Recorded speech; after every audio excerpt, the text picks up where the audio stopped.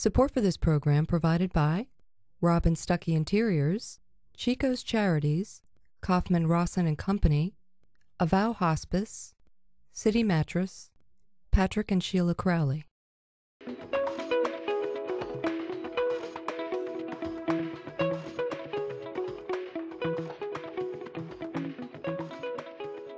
Hi, I'm Jim McLaughlin. Welcome to Connect, Southwest Florida's guide to community engagement.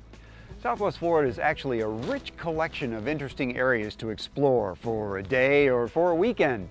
Many of our coastal islands lend themselves especially well to times when you might want to just take a break. This episode of Connect introduces you to the ambiance of Gasparilla, Marco, and Pine Islands. We start with a look at Greater Pine Island, which is actually 2 islands and 5 distinct communities.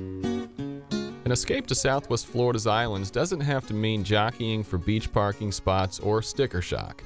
Pine Island remains a true-to-itself island getaway.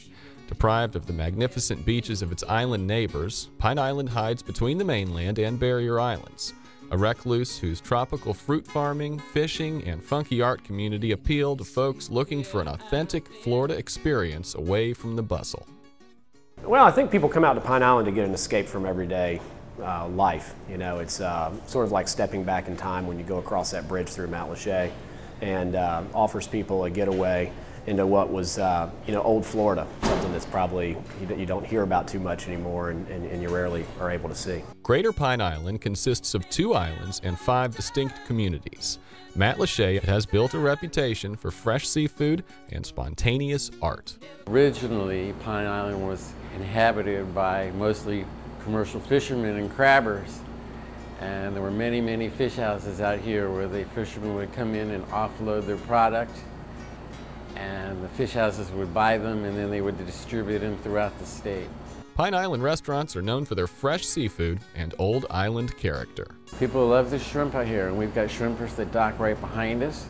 The rustic, time-worn beauty of the fishing industry has inspired a growing artists community centered in the town.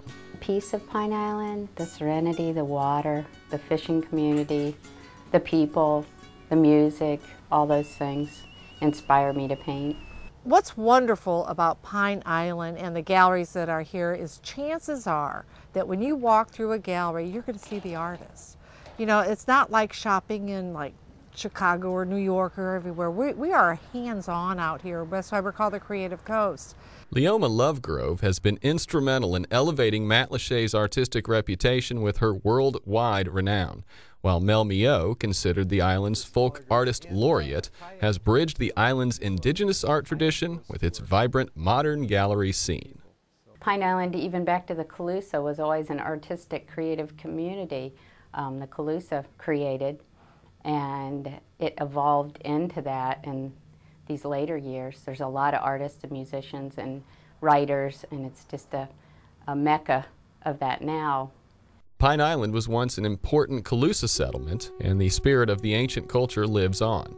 One local artist recreates their arts and takes visitors on paddling tours back in time.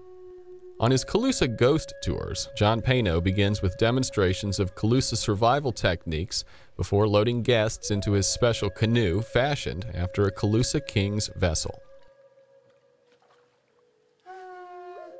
Not only do we tell stories about the Calusa and their ancient culture, but we also have some local ghosts that visit the sites on occasion. When you're on the mountains, you feel them there, you feel them with you. I know I've experienced several different occasions on the mountains where it's not a scary feeling, it's just a presence that they're there. Again, we're talking about a civilization that was here for thousands of years. Visitors looking to get into the Calusa spirit can travel to Pineland and walk the Calusa Heritage Trail through ancient mounds where Randell Research Center conducts archaeological digs.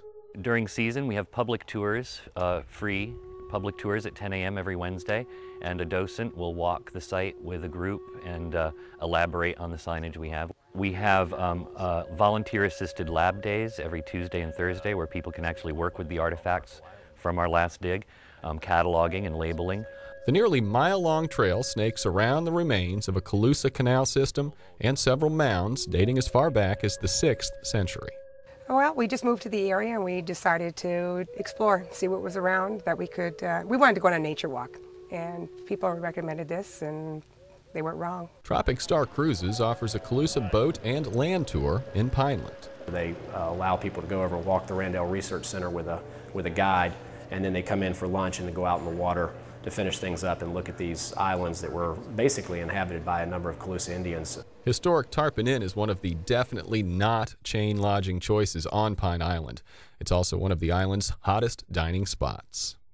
The old building here was built back in 1926 as a personal residence, and it was built by an avid fishing couple. Most folks who stay here have fishing on the mind, but there's plenty else to keep them busy. We have a golf course nearby. There's a bike path that goes all the way from St. James City to Bokeelia, and the island worked hard on getting that together along with the county. I think that's been a great accomplishment. It gives people really an opportunity to ride around and enjoy the outdoors, which is why they probably come out here to Pine Island in the first place. And of course, if you come all the way out here to the islands and you don't do anything on the water, then you've kind of missed out. So I'm always up for pushing people out to the neighboring islands, Cabbage Key, Key Acosta, Boca Grande, because I think that really kind of completes the experience, makes it worthwhile. At the northernmost tip of the island, Bokeelia feels like reaching the ends of the earth. On the way up, Stringfellow Road passes palm tree farms and fruit stands. Pine Island's good earth gives it something else to boast. Some people come for the views, some people come for the tropical fruit. Pine Island is the biggest tropical fruit growing area in Florida outside of Homestead. Farms have come into bloom. We have great mango farms and lychees, star fruit or carambola.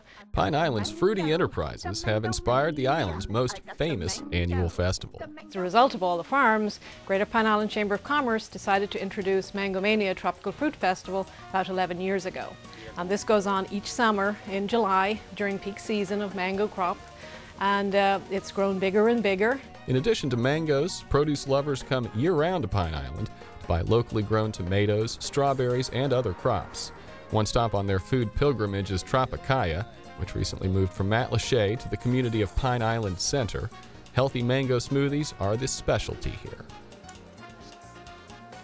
Bokeelia is the jumping-off point for fishing and island-hopping expeditions. Its marinas bustle with tours, charters, and restaurants. We don't have the beaches as the other Lee Island coast area.